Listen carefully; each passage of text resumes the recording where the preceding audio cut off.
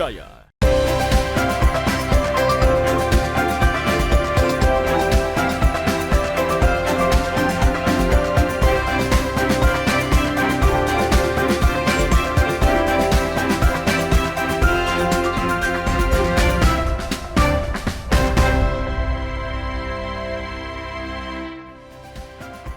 Selamat pagi saudara, apa kabar Anda hari ini? Senang sekali saya, Linda Wirawan, dapat kembali menjumpai Anda di program Sapa Sulsel edisi kali ini. Seperti biasa kami akan menghadirkan beragam perbincangan penting dan menarik untuk menemani aktivitas Anda di pagi hari ini. Saudara, sistem peradilan pidana tidak berhenti ketika seseorang dijatuhi hukuman. Ada proses lanjutan yang bertujuan membantu orang yang menjalani hukuman kembali menjalani kehidupan secara normal di tengah masyarakat. Proses itu membutuhkan pembimbingan, pendampingan, dan pengawasan yang berkelanjutan. Di balik proses tersebut, Balai Pemasyarakatan atau BAPAS memiliki peran yang sangat penting. Lantas bagaimana upaya Balai Pemasyarakatan dalam menjalankan perannya dengan baik? Hal ini akan kita bahas bersama dengan narasumber kita. Sudah hadir di tengah-tengah studio Kompas TV. Kita sapa terlebih dahulu ada Bapak Suryanto selaku Kepala Balai Pemasyarakatan Kelas 1 Makassar. Selamat pagi Bapak. Selamat pagi. Bagaimana kabarnya hari ini Bapak? Alhamdulillah baik. Bapak, hari ini kita akan membahas banyak mengenai tugas dan juga fungsi dari Balai Pemasyarakatannya Bapak ya. Bagaimana kemudian Anda bisa menjelaskan tugas pokok dari Balai Pemasyarakatan Bapak? Ya, bicara tugas pokok dan fungsi BAPAS itu tertuang di dalam Undang-Undang Nomor 22 Tahun 2022 tentang pemasyarakatan. Nah, tugas pokok dan fungsinya itu kemudian jadi core bisnis ya. Pertama adalah pembimbingan klien, pendampingan, penelitian kemasyarakatan. Nah, bicara dengan pembimbingan itu ada dua ya. Dia ada kemandirian dan kepribadian. Nah, kemandirian itu wujudnya salah satunya adalah keagamaan, kebangsaan, kenegaraan ya, misalnya Pancasila begitu. Nah, untuk kemandiriannya itu life skill tepatnya ya, kecakapan hidup. Kami ada program paling tidak sekali dalam 2 minggu itu klien mengikuti bimbingan kemandirian. Yang terakhir kemarin dilakukan itu cara membersihkan sepatu, ya, yang kemudian dilanjutkan, jadi tidak berhenti di pemberian pelatihannya. Nah, tapi kita juga kemudian membangun semacam komunitas bisnis yang memungkinkan mereka membuka usaha itu secara mandiri. Ya. Jadi narasumber kami itu tidak mesti dari profesional. Bahkan banyak narasumber kami itu yang sebelumnya adalah peserta. Ya, jadi dia ini klien dalam kurung mantan napi, ikut pelatihan setelah beberapa waktu. Kalau yang terakhir kemarin jadi narasumber itu sekitar 1 tahunan, dia kemudian menjadi narasumber dan mengajak teman-teman yang lain dalam kurung klien tadi untuk menggeluti bisnis yang sama di tempatnya masing-masing. Jadi yang tadi ini di titik ini, dia mungkin di titik yang lain. Boleh saya konfirmasi lagi Bapak, klien ini berarti mantan narapidana Pak ya? Ya, mantan narapidana. Tapi ada juga klien yang bukan mantan narapidana. Ada juga. Jadi misalnya anak. Ya, Undang-Undang Nomor 11 Tahun 2012 ya. Sistem peradilan anak. Jadi anak itu tidak mesti diputus pidana, bisa saja dia diputus pembinaan ya. Jadi jaksa nanti akan membawa anak itu ke Giri Abipraya kami. Jadi Giri Abipraya ini semacam rumah singgah. Tapi tugas utamanya adalah menyiapkan program pembimbingan termasuk kepada anak. Ya, jadi memang di dalam Permenkumham dan sampai hari ini belum dirubah nomor 36 itu memang disebutkan Giri Abipraya. Nah, tapi kami di Makassar ini kita kembangkan sampai ke pelosok. Jadi di BAPAS Makassar itu ada Giri Abipraya. Di setiap pos BAPAS, karena wilayah kerja kami kan dari Selayar sampai ke Pinrang. Nah, setiap kabupaten itu kita punya pos BAPAS. Nah, di pos BAPAS itu kita buat cabang Giri Abipraya. Nah, bedanya kalau Giri Abipraya yang ada di Makassar ini, dia menyiapkan program, misalnya kepribadian dan kemandirian. Program ini kemudian di breakdown ke cabang Gria Abipraya, hanya cabang ini dia boleh memberikan life skill yang sesuai dengan daerahnya. Contoh, di tempat kami yang pusat ini, Gria Abipraya Sombere yang ada di Makassar tidak punya kerajinan abon ikan. Contoh itu, dia tidak bisa buat. Tetapi cabang Selayar dia bisa buat. Karena di Selayar merupakan kepulauan, Pak ya. Banyak bahan bakunya kan, di sana dia memungkinkan. Nah, dari cabang itu kita breakdown lagi ke zona Gria Abipraya. Jadi zona Gria Abipraya ini dia tidak bisa punya program sendiri, tapi dia harus mengambil program dari induk dan atau dari cabang. Contoh misalnya, kita punya zona Gria Abipraya di Bantabantaeng. Nah, Bantabantaeng itu sebagaimana kita ketahui, perlu pendekatan yang kita sebutlah lebih memasyarakat. Kita sebutlah begitu ya. Nah, teman-teman di Bantabantaeng itu punya kegiatan, salah satunya adalah kegiatan perhatian terhadap lingkungan. Ya, karena maaf sekali lagi, ini kan lorong ya, lorong 8, lorong 4, mungkin Mbak Linda sudah pernah ke sana atau mendengar informasinya. Itu butuh ditangani bersama. Salah satu kegiatan kami di sana bersih-bersih. Ya, jadi kami libatkan klien. Kami datang ke sana bersih-bersih bersama masyarakat dan pemerintah di situ. Baik. Jadi bukan cuma kita, pemerintah itu ikut juga. Pemerintah juga ikut, Pak ya? Ikut. Buat pemirsa yang masih belum paham, Bapak, apa kemudian perbedaan dari Bapas dan juga Lapas maupun rutan? Ya. Kalau rutan itu untuk tahanan. Jadi tahanan itu masih berlaku kepadanya asas praduga tidak bersalah. Dia masih tahanan. Mungkin dia 20 hari ditahan di situ. Setelah dia inkrah, diputus dari tahanan, berarti dia diputus menjadi terpidana kan. Nah, terpidana ini bisa dikirim ke lapas, tapi bisa juga tetap ada di rutan, terpidana. Setelah dia dieksekusi, menjadilah dia narapidana. Narapidana ini harus di lapas. Kenapa harus di lapas? Karena di lapas itulah yang menyiapkan program pembinaan. Kalau di rutan itu perawatan tahanan. Nah, kalau Bapas tindak lanjut dari setelah dia keluar.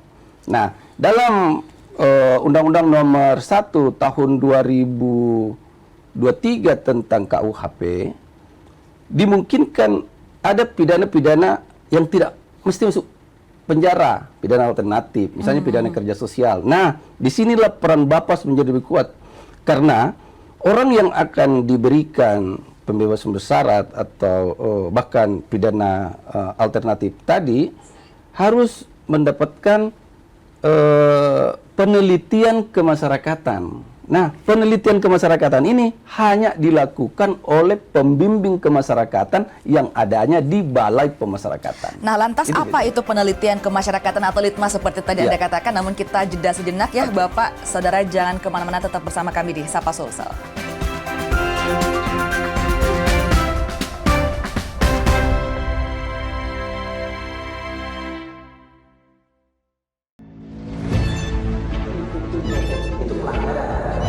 Zamannya sekarang perilaku korupsi ada di BUMN kita. Jangan lompat ke kesimpulan tanpa menjelaskan dirinya. Saya anak buahnya Prabowo. Gaji tidak naik ya? Hanya 5.000 orang. Bahwa hal tersebut tidak boleh. Bola Liar setiap Jumat pukul 8:30 malam live di Kompas TV. Ketahui berita dan informasi seputar kekhasan, gagasan, tantangan, serta inovasi di 38 provinsi dan 514 kabupaten kota di seluruh tanah air yang terajut menjadi inspirasi bagi bangsa. Berbagai informasi aktual dan menarik dari berbagai daerah di tanah air dalam Jurnal Nusantara.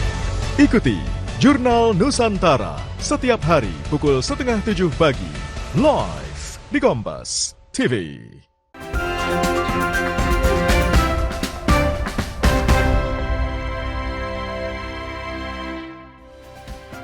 Terima kasih saudara, Anda masih bersama kami di Sapa Sulsel. Kita masih bersama dengan Pak Suryanto selaku Kepala Balai Pemasyarakatan Kelas 1 Makassar.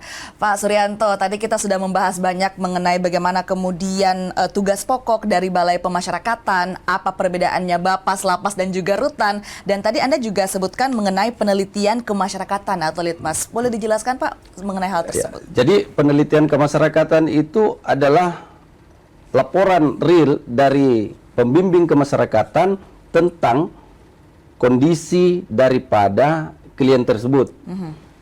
Isinya adalah latar belakang kasus, kehidupan sosial, keluarga, sampai kepada peminatannya. Nah, ini diperlukan sebagai bahan penting di dalam menentukan arah pembimbingannya kelak. Nah, mungkin bagi hakim akan penting di dalam pengambilan keputusannya. Apakah dia akan diberikan pidana alternatif atau dia tetap diberikan pidana penjara. Baik, tadi Anda katakan ketika kemudian narapidana ini berada di dalam lapas, mereka sebenarnya sudah mendapatkan pembinaan. Apa perbedaan pembinaan di dalam lapas dan juga Bapas? Ya. Di dalam lapas itu disiapkan program pembinaan kemandirian dan orangnya berada di dalam lapas. Dia dikurung gitu di dalam kan. Nah, ketika dia keluar, pembimbingannya itu lebih kepada kemampuan bertahan hidup selanjutnya. Jadi mau tidak mau, pembimbingannya ini harus berhasil. Karena kalau dia tidak berhasil, maka dia tidak akan punya pendapatan. Nah, misalnya tadi cuci sepatu, dia harus berhasil dalam cuci sepatu itu. Kalau tidak, dia harus cari kegiatan lain. Jadi pembinaan di lapas itu dirasa belum cukup Pak ya? Atau perlu ada tambahan? Ya, jadi kalau dikatakan cukup itu kurang operasional ya. Saya coba operasionalkan pertanyaannya. Apakah pembinaan di lapas itu perlu ditindaklanjuti? Oke. Ya, kalau pertanyaannya cukup, ya pasti cukup. Ya, cukup kan? Misalnya saya minum secangkir teh, apakah itu cukup? Cukup. Tapi apakah itu memuaskan? Tidak. Perlu tindak lanjuti. Mungkin dengan pisang goreng. Atau tehnya mungkin butuh gula gitu Pak ya? Butuh gula ya. Itu. Jadi saya tadi, apakah pembinaan di dalam lapas itu cukup? Cukup. Ketika dia dalam lapas. Tapi dalam lapas itu bukan berakhir ketika dia melewati pintu. Justru itulah starting point-nya ketika dia melewati pintu. Itulah tantangan sebenarnya dari pembinaan yang dia peroleh di dalam.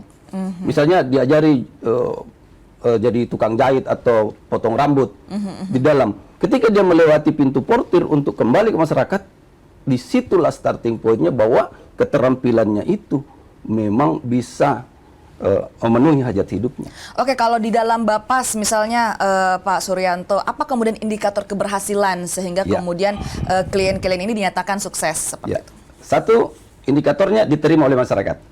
Oke. Apa buktinya dia diterima oleh masyarakat? Dia terlibat dalam setiap kegiatan masyarakat dan itu kami ukur setiap saat. Kegiatan masyarakat pengertiannya seperti apa Pak? Contoh misalnya, ketika dia kembali ke masyarakat, masyarakat itu ada kerja bakti di lingkungannya. Begitu dia datang, orang menghindari dia, itu gagal tuh. Tidak diterima kan? Jadi banyak contoh-contoh kasus seperti itu Pak ya? Ketika kemudian masyarakat menolak mantan narapidana? Ya, saya kasih semacam alegoris lah begitu ya. Ada celengan masjid hilang, di waktu yang bersamaan si pencuri ini bebas dari penjara. Kira-kira masyarakat bilang apa? Bahkan mungkin Hansip akan bilang, oh si Anu baru bebas dari penjara, mungkin dia yang curi. Jadi ada citra yang melekat ya, ya? Citra, ya. Image-nya itu ya. Itulah mungkin yang perlu di stigmatisasi itu, yang perlu kita glorifikasi bersama bahwa selalu ada keinginan dari siapapun juga untuk menjadi baik. Baik. Ya. Indikator keberhasilan tadi Anda katakan yang pertama diterima oleh masyarakat, diterima selanjutnya masyarakat. Bapak? Tidak mengulangi. Ya, ketika dia bebas terus dia mengulangi lagi, berarti gagal itu. Nah, makanya saya bilang tadi, pembinaan di dalam lapas itu cukup, tetapi startnya itu ketika dia keluar portir. Nah, kenapa orang melakukan tindak pidana? Mungkin lebih besar sebabnya itu karena uang kan. Dia nggak punya penghasilan. Faktor ekonomi Pak ya? Faktor ekonomi. Ya, dia walaupun ada faktor lain tapi tidak dominan. Ya, dominannya itu ekonomi kan. Ya. Baik. Apakah kemudian semua mantan narapidana wajib mengikuti kegiatan di Bapas atau seperti apa, Pak? Mantan narapidana tidak wajib. Yang wajib itu yang bebas bersyarat. Ya, kan ada juga yang tidak bebas bersyarat. Pelek orang bilang kan. Jadi misalnya pidananya 2 tahun ya udah 2 tahun tek. Nggak ada pengurangan apa-apa kecuali remisi. Tapi ada orang yang dibebaskan secara bersyarat. Nah, ketika dalam masa bersyaratnya itulah wajib. Begitu juga dengan anak. Anak yang dipidana pengawasan di Gria Bipraya atau di lembaga sosial kan dia wajib datang. Kayak di tempat kami sekarang ada 6 orang. 5 ada di sini dan 1 ada di pos Bapas Parepare. Baik, tadi kita juga membahas mengenai bagaimana penelitian kemasyarakatan atau litmas begitu penting dengan adanya juga keberadaan ataupun pembimbing kemasyarakatan Bapak ya. Seberapa penting pembimbing ini menurut Anda? Sangat penting. Saking pentingnya itu ditorehkan secara jelas di dalam Undang-Undang Nomor 1 Tahun 2023 tentang Kitab Undang-Undang Hukum Pidana. Diperkuat lagi di dalam Undang-Undang Nomor 20 Tahun 2025 tentang Kitab Undang-Undang Hukum Acara Pidana. Sebelumnya di dalam Undang-Undang Nomor 22 Tahun 2022 tentang Pemasyarakatan. Jadi sangat penting keberadaan pembimbing kemasyarakatan ini, Bapak. Baik, apa kemudian bentuk pembimbingan yang diberikan kepada klien pemasyarakatan? Tadi Anda katakan sudah ada program-programnya, Bapak ya. Secara real, secara nyata, apa bentuk pembimbingan yang dilakukan? Saya mulai dari pembimbingan kepribadian. Ya, kami ada pembimbingan kepribadian keagamaan. Ya, baik itu agama Islam ataupun agama yang lain. Tapi di Sulsel ini mayoritas Islam. Tadi baru saja kami memberikan pembimbingan kepribadian dipusatkan di Masjid Al-Hidayah Bapas Makassar. Nah, yang kedua kenegaraan. Yang ketiga hukum. Ya harus diberi. Nah, yang keempat itu kepanduan kepramukaan. Tapi Anda jangan bayangkan dia datang pakai baju pramuka dari situ ya. Tapi terkadang dia karena penting bagi mereka itu memahami bahwa negara ini peduli kepadanya. Penting. Ya, makanya kami punya narasumber dari kampus, baik dari ITB Nobel, dari Unhas, UNM juga ada dari kampus, dan dari praktisi ada dari PKBM juga. Nah, itu memberikan materi yang sekaitan dengan kebangsaan, tentang hukum. Kita bekerja sama dengan 80 komponen ya, dari 86. Dari 86 itu, 6-nya itu kampus. Kampus. Baik. Nah, yang kita garap sekarang ini dengan Muhammadiyah. Dengan Muhammadiyah, Pak. Ya. Baik. Tadi Anda katakan ada beberapa pembimbingan mulai dari kepribadian, kenegaraan, hukum. Lantas berapa lama kemudian waktu yang dibutuhkan oleh para klien ini untuk mengikuti pembimbingan, Pak? Satu kegiatan itu durasinya 2 jam. 2 jam. Untuk kepribadian. Kalau kemandirian itu bisa 3 hari. Nah, contoh kemarin dilatih las misalnya kan, butuh 3 hari. 3 hari. 1 hari itu 8 jam. Jadi hari pertama itu dikasih semacam teori, 2 harinya itu harus praktek kan. Ya, kita juga pernah di komobil. Sudah banyak lah, nanti saya kasih. Untuk periodenya berapa lama, Pak? Waktunya seminggu kah? Untuk semuanya ini kepribadian, kenegaraan? Setahun? Iya. Hanya problemnya tahun ini belum ada dana untuk kepribadian. Jadi kepribadian yang berlangsung sekarang ini semata-mata diberikan oleh kelompok masyarakat yang peduli. Iya. Jadi kita ada POKMAS, singkatannya akronimnya itu Kelompok Peduli Pemasyarakatan. Ya, kita ada kelompok itu. Baik, kita masih akan ngobrol banyak Pak Suryanto terkait dengan Bapas ini, namun kita jeda sejenak. Saudara tetap bersama kami di Sapa Sulsel.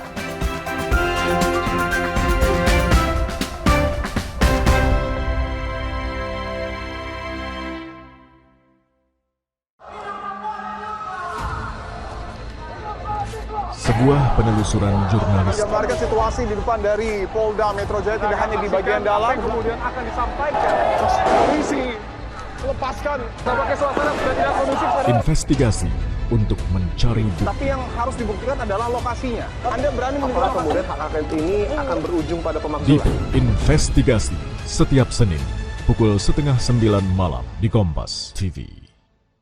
Awali hari dengan sejumlah informasi terpilih. Seorang pengendara ojek online terluka parah. Usai motor yang melintasi jalan berlubang di Jakarta, longsor membuat 6 titik di Jalan Trans Papua putus total. Menjadi referensi menjalani aktivitas di pagi hari. Di Singapura menyebut sopir penabrak sudah ditetapkan sebagai tersangka. Dan duka cita mendalam atas meninggalnya siswa sekolah kejuruan yang mengalami kecelakaan. Kompas Pagi, setiap hari pukul 4:30 pagi, live di Kompas TV.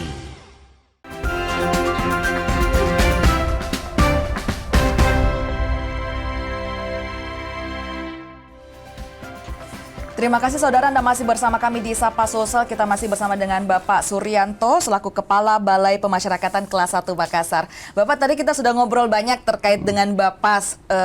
Di segmen terakhir ini kita boleh main games interaktif Pak ya? Boleh. Oke, yang pertama ini saya akan memberikan sebuah pernyataan. Bapak boleh bilang setuju atau tidak setuju Bapak ya? Oke. Baik, yang pertama, setiap orang berhak mendapat kesempatan kedua. Betul, setuju. Pembimbingan lebih efektif daripada sekedar hukuman. Setuju. Keluarga memiliki peran besar dalam mencegah seseorang mengulangi tindak pidana. Setuju. Anak yang berhadapan dengan hukum perlu mengedepankan pendekatan pembinaan. Setuju. Masyarakat perlu memberi ruang bagi mantan narapidana untuk kembali produktif. Setuju. Baik, semuanya setuju Pak ya? Ya, setuju. Baik, selanjutnya Bapak boleh pilih salah satu yang terbaik menurut Bapak. Yang pertama, menghukum atau membimbing? Membimbing. Membimbing. Pengawasan atau pendampingan? Pendampingan. Pencegahan atau penindakan? Pencegahan. Kesempatan kedua atau stigma? Kesempatan kedua. Peran keluarga atau peran masyarakat? Masyarakat. Baik, kita boleh kulik sedikit Pak ya. Oke. Tadi Anda yang pernyataan terakhir bahwa peran masyarakat itu lebih penting daripada peran keluarga. Mungkin boleh dijelaskan Pak? Di dalam pranata ya, kalau kita belajar sosiologi itu, ada keluarga yang dalam tanda kutip gagal. Mungkin keluarganya gagal, tetapi lingkungan masyarakatnya baik, maka dia akan menjadi baik. Maka dia akan menjadi baik Pak Dia ya? akan menjadi baik. Lantas, Berapa banyak orang yang gagal keluarganya, orang tuanya cerai, atau mungkin orang tuanya dipidana, tapi anaknya berada di lingkungan pesantren, dia jadi baik. jadi lingkungan itu sangat penting Pak ya Sangat dalam penting. mempengaruhi kepribadian seorang anak. Oke, tadi Anda katakan bahwa salah satu pembinaan yang dilakukan itu terkait dengan kepribadian, kenegaraan, bahwa negara peduli kepada mereka. Lantas apa kemudian yang menjadi faktor bahwa narapidana ketika sudah keluar dari lapas ini bisa mengulangi kembali kesalahannya? Faktor apa Pak yang mendukung? Apakah tadi Anda katakan faktor ekonomi kah atau seperti apa? Ada faktor lain selain ekonomi. Kalau secara singkat saya pikir faktor keinginan yang tidak terkendali. Ya, makanya kepada mereka sering saya katakan kalau mau berhasil lakukan dua hal saja. Yang pertama adalah terima keadaannya. Yang kedua adalah bersyukur akan situasinya. Ada napi yang baru bebas dan menemukan istrinya ternyata punya laki-laki lain. Karena dia bisa menerima keadaan itu, dia tidak kembali ke penjara. Coba bayangkan, ketika dia tidak bisa terima keadaan itu, dia pasti melakukan tindak pidana baru kan? Baik terhadap istrinya maupun terhadap pasangan istrinya itu. Nah, jadi dua itu. Tanggapan dari para mantan narapidana seperti apa ketika Anda menyampaikan hal tersebut? Saat Karena saya- tidak mudah loh Pak untuk menerima keadaan seperti itu. Ya memang tidak mudah. Makanya hanya orang-orang tertentu yang bisa berhasil. Bahkan dalam hidup siapapun juga.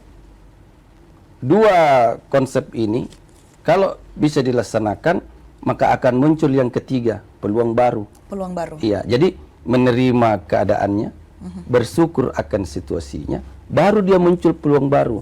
Karena dopamin kita itu kan bisa mencari jalan lain. Baik. Ya. Ada tidak contoh Pak ketika kemudian mantan narapidana mengikuti pembinaan di Bapas dan kemudian sukses setelah keluar dari lapas Pak?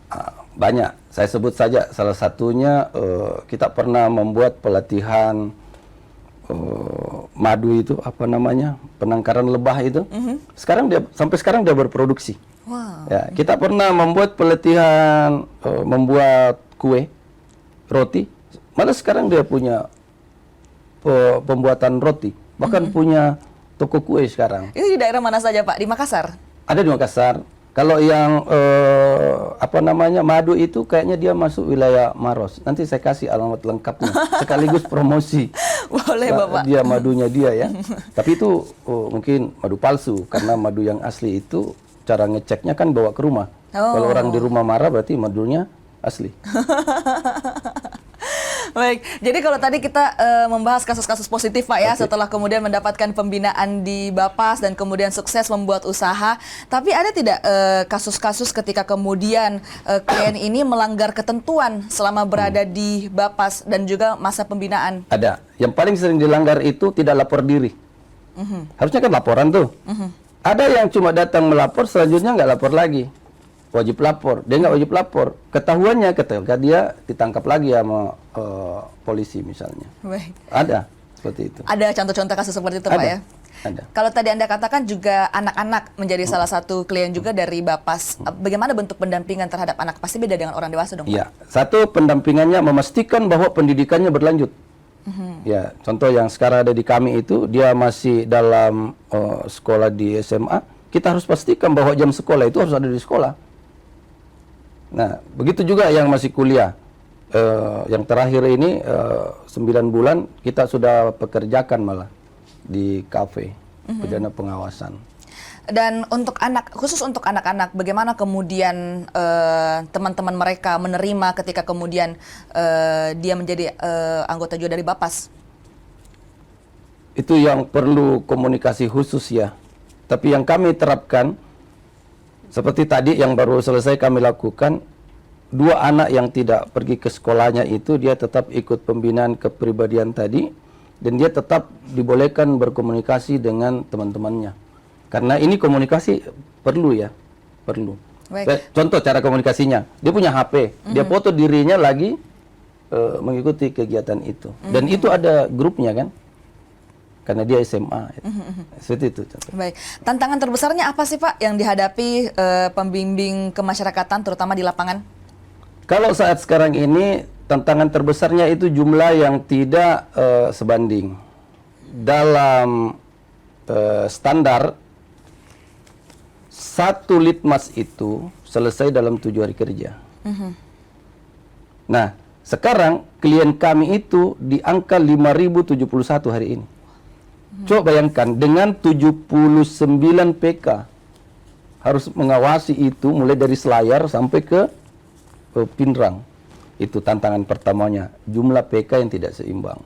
Nah, untuk mengatasinya kita pakai teknologi. Ya, video call, buat grup WA dan seterusnya. Tantangan yang kedua, khususnya tahun ini belum diberikannya uang perjalanan dinas. Coba Anda bayangkan, dia harus pergi ke titik A, titik B, dan itu butuh waktu berjam-jam dan tidak diganti bensinnya. Itu tantangan terbesar Pak ya? Tantangan terbesarnya. Nah, jalan keluarnya adalah memberi semangat bahwa ini adalah tugas negara. Tugas negara. Baik, terakhir pesannya Bapak untuk masyarakat, singkat saja untuk mendukung proses pembinaan agar mantan narapidana bisa terintegrasi kembali ke masyarakat, silahkan. Ya, saya mengajak masyarakat untuk terlibat dalam proses pemasyarakatan, utamanya di balai pemasyarakatan, baik melalui kegiatan kepribadian maupun kegiatan kemandirian. Terima kasih. Baik, terima kasih sekali lagi Bapak Suryanto selaku Kepala Balai Pemasyarakatan Kelas 1 Makassar sudah menyempatkan waktunya bergabung bersama kita di Studio Kompas TV Makassar. Dan saudara, informasi tadi juga sekaligus menutup perjumpaan kita di Sapa Sulsel edisi kali ini. Saya Linda Wirawan bersama dengan segenap kru yang bertugas mengucapkan terima kasih. Selamat pagi, selamat beraktivitas dan sampai jumpa.